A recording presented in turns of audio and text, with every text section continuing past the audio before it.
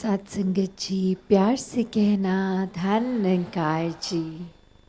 आज वर्तमान के ये सत्संग में सभी आनंद लेते हुए ये ही संदेश कि इस निराकार, इस परमात्मा, इसकी जानकारी लेकर हर समय इसको अपने जीवन में देख के भक्ति बनाएं और ये सेवा सुमिरन सत्संग को अपनाते हुए जीवन को आगे बढ़ाएं।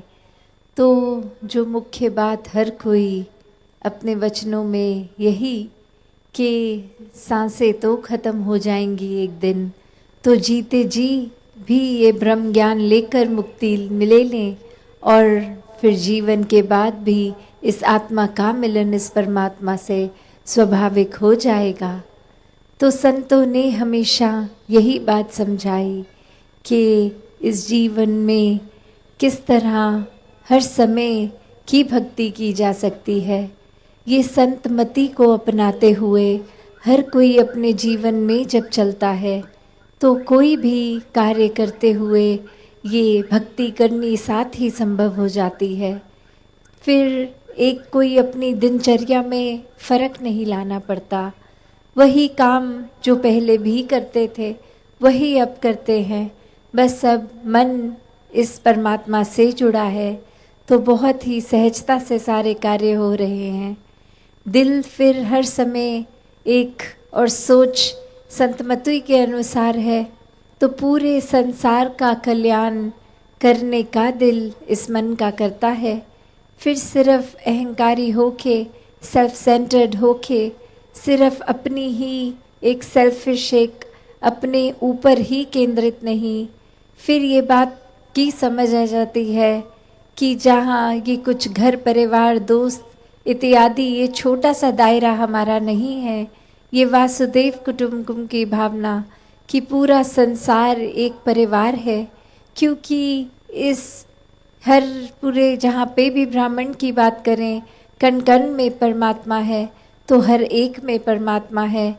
फिर वो एक भाषाएं चाहे हों, क्षेत्र हों, एक रंग के आधार पे, कल्चर के आधार पे ये भेदभाव होने, ये मन में नफ़रतें आनी फिर संभव नहीं होती, क्योंकि हर एक में परमात्मा के फिर दर्शन हैं।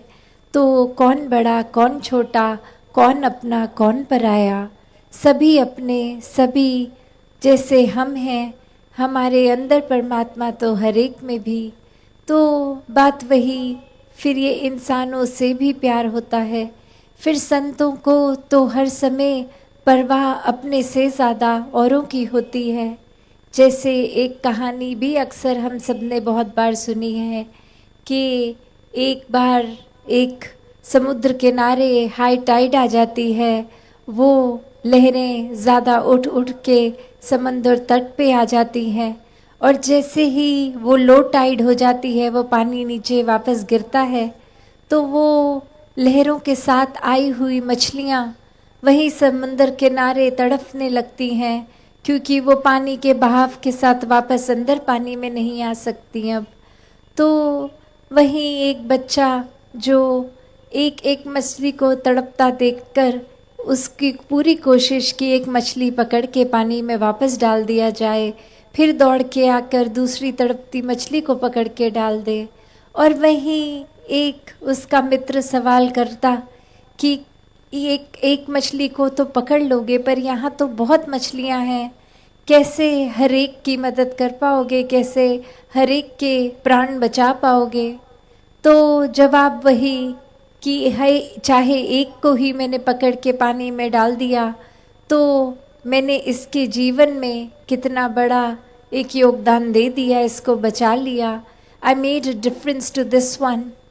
ऐसे करते करते एक बात वही कि अक्सर हम भी सोचते हैं कि हम एक ही इंसान हैं, तो हमारे कोई काम करने से अच्छा बुरा क्या ही प्रभाव पड़ सकता है, क्या ही एक डिफरेंस हम ला सकते हैं।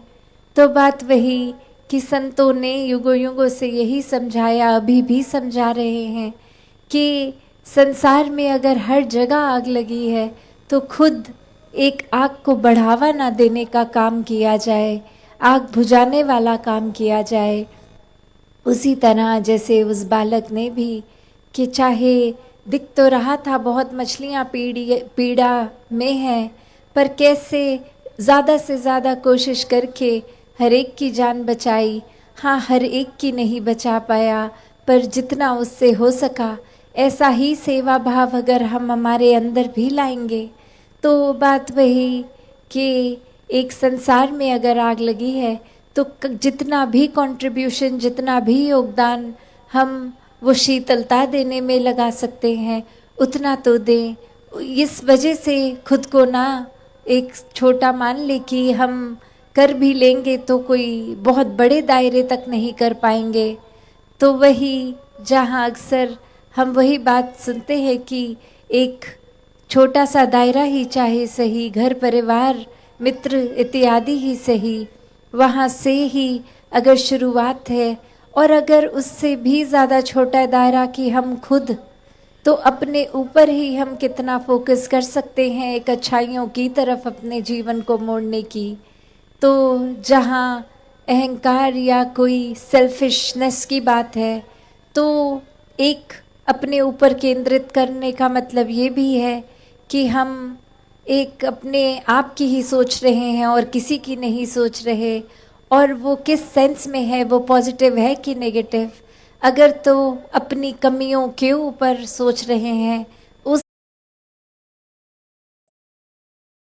लिहाज में एक सेल्फ सेंटर्ड होके सोच रहे हैं कि हम में क्या बुराई है वो समझें और दूर करें, तो वो सेल्फ सेंटर्ड उस तरह होना मुबारक है। और अगर ये बात कि हम किसी का हक लेना चाहें या ईर्ष्या कर रहे हैं, एक अपने लिए सब कुछ हासिल कर रहे हैं, तो वो संतमति के अनुसार नहीं है। तो कैसे भाव वही कि अपने तक सीमित रखना है। अगर किसी की बुराई नज़र में आ गई, उसको आगे फैलाना नहीं है, कोई गॉसिप नहीं करनी, कोई एक उस भाव को नहीं अपनाना कि हमने किसी के बारे में कुछ पता चला है वो 10 लोगों को और बताएं।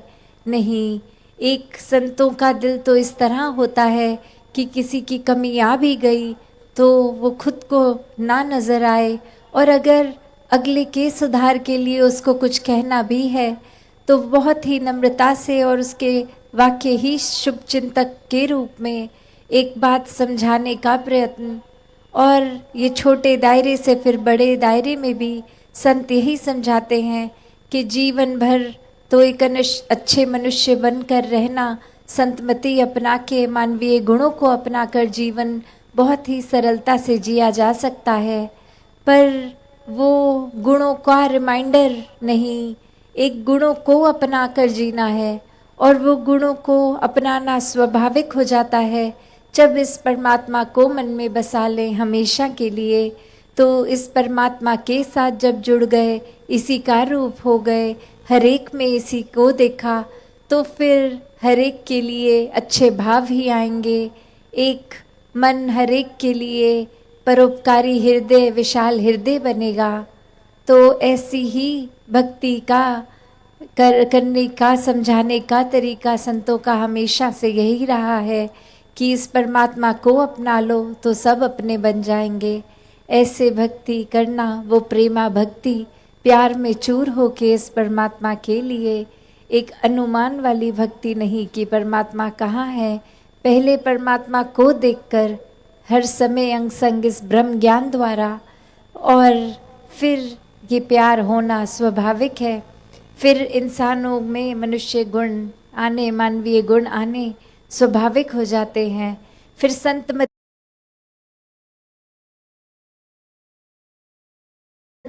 अपने आप ही एक धारण हो जाती है, क्योंकि फिर हर एक का भला इस संसार के लिए, पूरा संसार अपना परिवार मानते हुए, अपना ही एक रिफ्लेक्शन मानते हुए, हर एक के लिए फिर मन के भाव बहुत ही ऊंचे और शुद्ध हो जाते हैं। ऐसी ही भक्ति हर किसी के हिस्से आए। सत्संगत जी, धन निरंकार जी।